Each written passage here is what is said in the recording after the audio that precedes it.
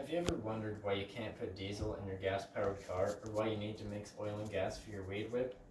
Well, in this speech we're going to discuss the three most common types of engines and what makes them different. So engines make our lives so much easier, and we rely on them for so many things. I do my own mechanic work at home, so I've had the opportunity to work on all different types of engines.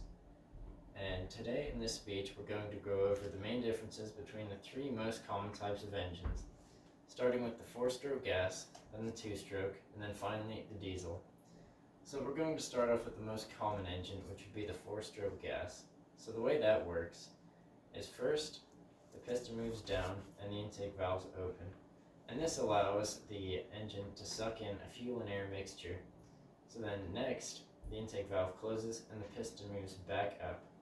So once the piston's at the top, the fuel and air mixture is compressed and the spark plug ignites it. So after it's ignited by the spark plug, that pushes the piston back down, and then the exhaust valve opens and the piston moves back up and pushes out the exhaust, and then the cycle can start all over again.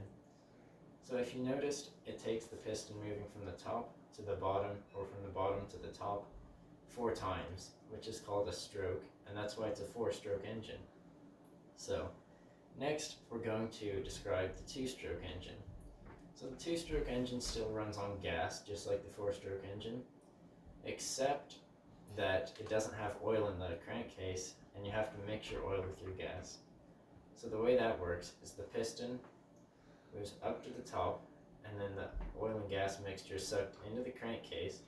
Then the piston moves down, and that pressurizes it, and it's forced up around a port and into the combustion chamber, which pushes out the exhaust, and that also pushes out some of the unburned fuel. So, after learning about these two types of engines, we need to decide why you want one over the other. So, the first benefit of a 2-stroke engine is it's incredibly simple and very light. It has no valves or anything, and it's only got 2 moving parts.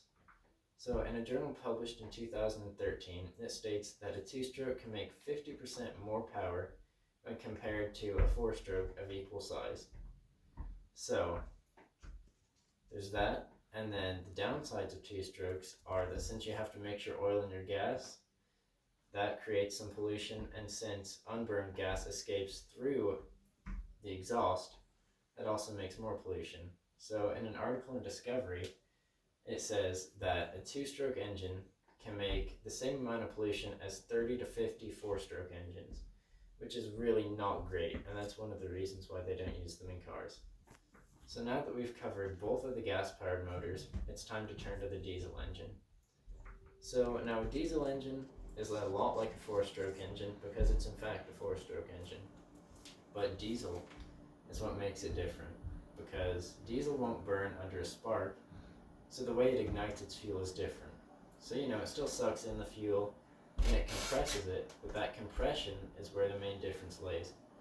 So instead of compressing it a little bit and then sparking to catch it on fire, the diesel compresses it so hard that it spontaneously combusts and it burns all the fuel at once, and that forces the piston back down and makes the power. So after explaining the differences, what are the pros and cons of each engine?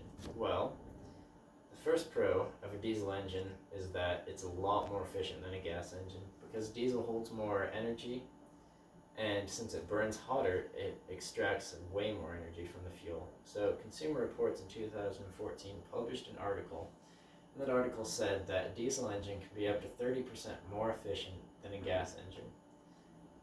And that relates to more miles per gallon, which would save you money.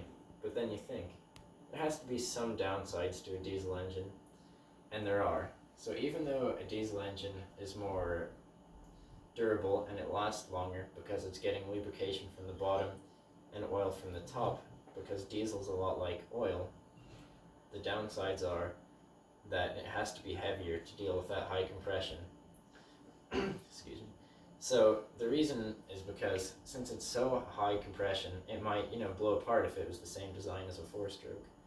So that takes a lot more weight and metal and a lot more complex engineering. So that leads to heavier engines, and it also leads to more expensive engines.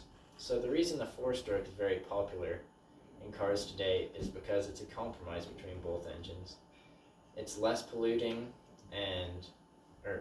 it's less polluting than a two-stroke, yet it's lighter and less expensive than a diesel.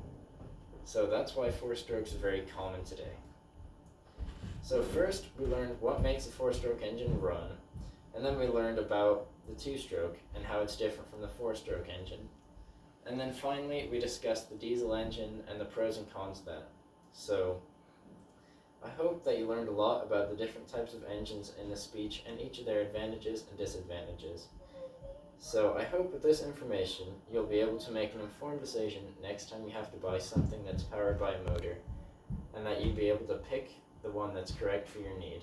So thank you for listening.